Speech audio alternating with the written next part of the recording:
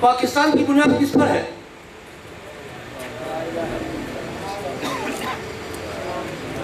پاکستان کی بنیاد کس چیز پر ہے؟ کیا کہا گیا تھا؟ کیا نعرہ لگا تھا؟ اور یہ نعرہ نبی لگے. میں ایک اور پہلو سے بات عرض کرنا چاہوں گا. اس ملک کو، متحدہ ہندوستان کو تقسیم کرنے کا جواز کیا تھا؟ اگر یہ مذہب اور دین اور کلمہ بنیاد نہیں تھا تو ہمارا اور کون سا جھگڑا تھا جس کی وجہ سے ہم الگ الگ ہوئے؟ زبان بنیاد تھی. ہم سے اچھی اردو بولتے ہیں. ہم لاہور میں جو اردو بولتے ہیں، دہلی والے ہم سے اچھی اردو بولتے ہیں. لکھنؤ والے اس سے بھی اچھی بولتے ہیں. تو زبان کا جھگڑا تھا؟ کوئی مٹی کا فرق تھا؟ امرتسر کی مٹی میں اور لاہور کی مٹی میں کیا فرق ہے؟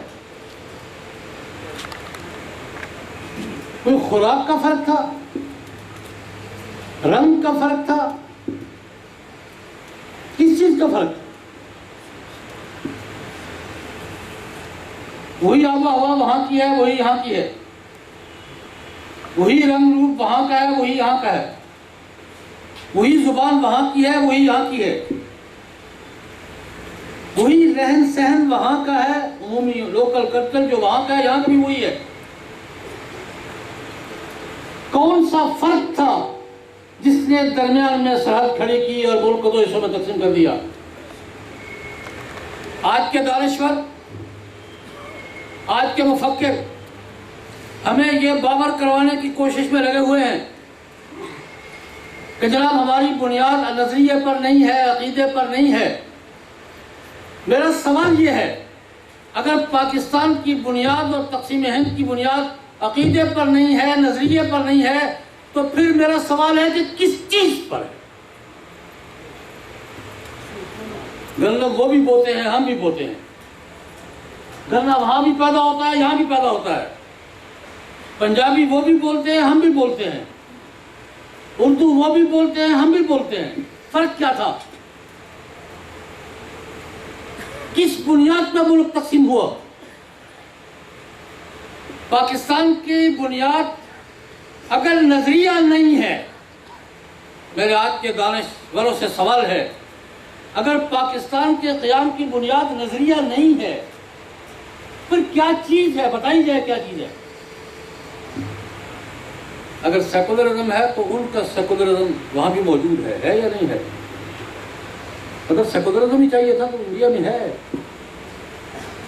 اور اگر جمہوریت بنیاد تھی تو جمہوریت ہم سے کہیں زیادہ وہاں اچھی جمہوریت. آج تک کسی جنرل کے شب خون مارنے کی ضرورت نہیں ہوئی دلی میں. ہم تو ہر وقت شب خون کی زد میں رہتے ہیں، نہ بھی ہو تب بھی زد میں ہوتے ہیں. شب خون کی زد میں نہ بھی ہو تب بھی شب خون ہی ہم پر ہوتا ہے، کبھی ریموٹ کنٹرول، کبھی ڈائریکٹ. اس لیے میں یہ کہنا چاہوں گا، شاہ جی نے یہ پیغام دیا 48 میں 47 میں یہ پیغام دیا کہ ملک کے دفاع اور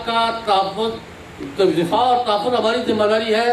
اور 53 میں شاہ جی نے تحریک ختم نبوت کی صورت میں ہمیں پیغام دیا کہ عقیدے کا تحفظ بھی ہماری ذمہ داری ہے. اور یہی دونوں پیغام یہ سرخ کپڑے لے کر چل رہے ہیں. انشاءاللہ یہ جاری رہے گا انشاءاللہ تعالی. عقیدے کا دفاع ہوگا تو ملک کا دفاع ہوگا. عقیدے کا دفاع نہیں ہوگا تو ملک کا دفاع نہیں ہوگا. أنا العبد الذي كسب الذنوب وصدته الأماني أن يتوب